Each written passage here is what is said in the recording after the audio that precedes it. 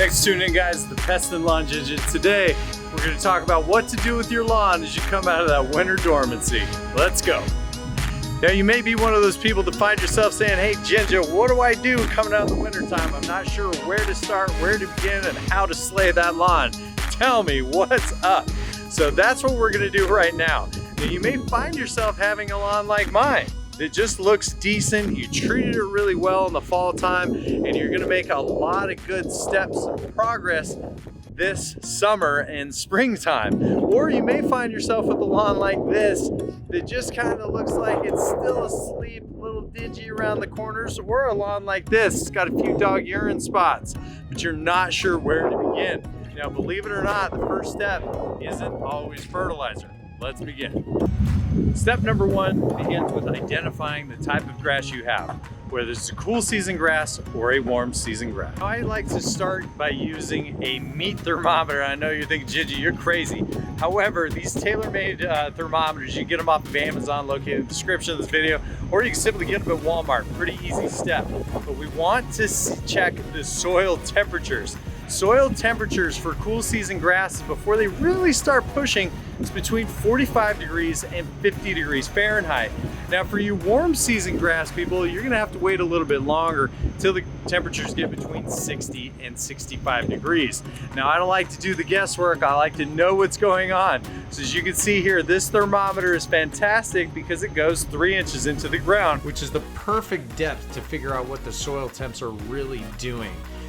Having a general understanding of your soil temperatures is very important because it will tell you not only when the grass is growing, but when other weed seeds are also germinating.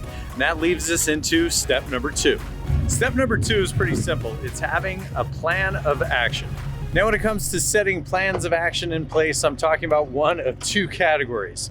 Number one, do you have a sparse lawn that could really use thickening up? Or number two, do you have a lawn so riddled full of weeds that you don't even know where to start, but your lawn is fairly thick? Now, if you fall within category number one and your lawn is sparse and it just needs to be thickened up, it's time to do a spring overseed. Now, if your soil temps are between 50 and 60 degrees, it's the perfect time to put that seed down, especially early spring, because Mother Nature will take care of most of it. The soil just needs to stay damp. Now, if you have a cool season grass, you can put the seed down in a selective pre-emergent called Tenacity. The active ingredient is Meso. Now, the reason why it's so amazing is because it will disallow weed seed germination while allowing your cool season grass seeds to thrive and to germinate without any issues at all. Now, if you have a warm season grass, using Tenacity is not an option. Tenacity can potentially harm and kill your warm season grasses, so I do not suggest using it. However, err on the side of caution, always read the label. Now, if you fall within category number two, it requires a lot of patience. The weeds that you have on your lawn are classified as annuals or biennials or perennials. Now, the good news is selective herbicides, which are the herbicides that kill the weeds and not your grass, are a fantastic use of that. Now, you're gonna want to identify the weed first and then make sure it's on the label of the herbicides that you choose. Now, early spring, I like to use products with ester in them like Speedzone. I find that it works really well on lawns. It kills the weeds, keeps it a little bit safe. Now, as we progressively get warmer, I start using a product called T-Zone, and that's just because it has triclopyr in it, and it's gonna get some of the more hard to do weeds a little bit faster, and I don't quite have to worry about the temperature being hot as much as I do with Speedzone. Now, spraying the active weeds dead is a fantastic way of killing what's there and what's present now. But what can you do to prevent weeds in the future? Well, the answer is simple. They've developed these products called Pre-Emergents. Now, Pre-Emergents simply disrupt the germination process while the weed seed is developing and trying to take root. Pre-emergents are a fantastic way to prevent weeds from setting in your lawn for the future. Now keep in mind, your annual weeds and your biennial weeds would have already germinated last season and the season before, and that's why we need to use selective herbicides this season, even if you put down a pre-emergent. So even though you break up with those weeds this season, your exes from the past are still coming back to haunt you this season. Next on the list, Please, you need a quality control lawn dog. What up, Mr. Rolls Royce? Say hi to the YouTube world. Best part about Rolls Royce, he's just like Ned, he don't care. But you are no Ned, are you? Mr. Rolls Royce, tell him hello, big buddy. Step number 3, removing the lawn debris. Now I really like this example of a lawn because you can see that it wasn't quite mowed short enough over the winter time, and what's happened is we have this massive layer of deadhead. Now this deadhead creates a lot of surface debris that eventually will start to cloud your color out. And if I just kind of pick it out, you can see it's just dead grass. Now, a lot of you guys mistake this and start to call it thatch. It's not thatch. Now, at certain altitudes, this kind of dead grass will break down, but for a lot of it, it will sit right on the top layer here in the soil. And eventually, that's what holds funguses like brown patch, pythium, melting out, and a few others.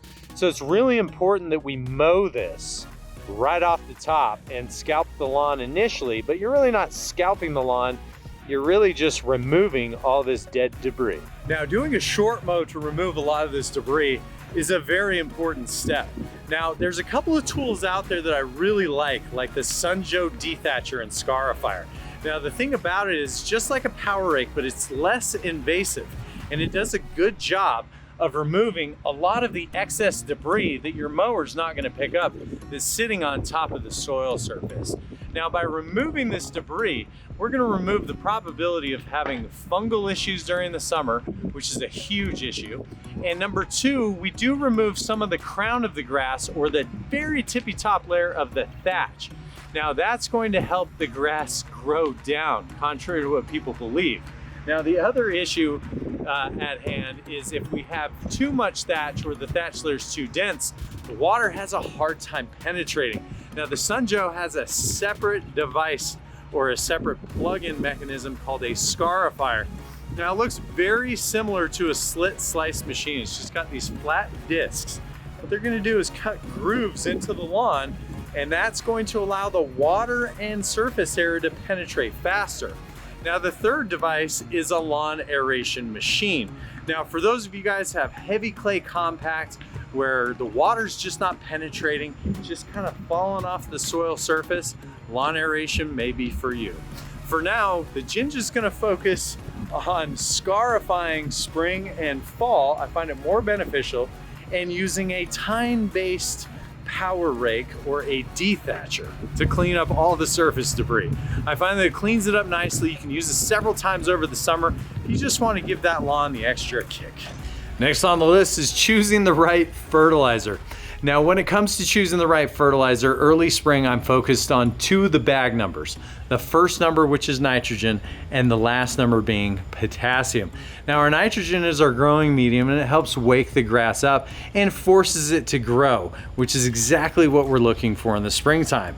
Now, our potassium really helps with overall health, but the one thing that it does focus on is cold weather hardiness. So if you really want it to get out of its winter funk and into a nice happy place, having potassium is where it's at. Now, we talked a little bit about earlier about having a clean and precise plan of action. Now, I've got 2 products here, our 1358 and the 1704. Now, the 1358 I'm going to be using if I'm going to be overseeding. Now, the importance of that is it's got 5% phosphorus in the mix, which is going to help with the seeding aspect, and it's only got 13% nitrogen, so it's not going to be overstimulating the lawn. Now, the 1704 is going to have more nitrogen in it, and it's going to be quicker to cause stimulus and growth and get the lawn out of its winter funk. Now, when I'm choosing a granular solution, I'm just looking for a granular early spring that does not contain urea as a primary ingredient.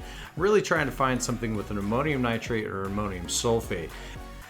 Now, most importantly is how much nitrogen you're putting down per 1,000 square feet. Now, for your cool season grass types, you want to come out the gates between 1/4 pound per N per 1,000 square feet and 1/2 pound per N per 1,000 square feet. Now, some of this is just personal opinion, but I feel like with Kentucky bluegrass, you have to give it that additional kick with 1/2 pound of N, where when you get into your ryegrass and your turf type tall fescue, you can dial that down to about 1/4 pound of N. Now, with your warm season grass, people, you don't want to exceed 3/4 pound of N. It's not necessary. Now, to calculate how much product you need per 1,000 square feet is actually easier than it sounds. That first number on the bag represents 13% of N in the entire bag. Now, I find if you just take the number 100, meaning 100% of nitrogen per 1,000 square feet, and divide it by the bag number, that will tell you how many pounds of product you need to equal 1 pound of nitrogen per 1,000 square feet. Now, once you figure out how many pounds of product it takes per 1,000 square feet to equal 1 pound of nitrogen, getting to the rest of the numbers is pretty simple. So if you only wanted 1/2 pound of nitrogen per 1,000 square feet, you would take the amount of product it takes in pounds per 1,000 square feet to equal 1 pound of nitrogen and simply divide it by 2. Now, if you guys are looking for a fantastic product that does most of what your lawn's going to need, Propeat is a fantastic product. Now, it'll do all your nitrogen, phosphorus, potassium, but it also contains micronutrients in it, which 90% of fertilizers out there don't contain. Now, the reason why this is important is because it provides a balance to your fertilizer. Now, the one thing that I like to point out with Propeat, it's made out of peat, so it helps with water retention. It's also a homogeneous granular. Now, by that, what that means is each one of the granulars in the bag has the same amount of ingredients of NPK and micronutrients in it, which makes it very unique. It's a fantastic product. There's a couple of nice things being stuck at home like we are right now. You can be the Joneses. The coolest part is we've got all these products on yardmastery.com. Check it out. All the links are in the description of the video. But guys, thanks for tuning in. If you guys have any questions or concerns, hit me up in the comments. Love to help you guys out. Until the next time, guys, the Ginger, I'm out. Now, a lot of you guys here are just like Rolls Royce. And put your energy to everything else, but put your energy back to the lawn. Go slay that lawn.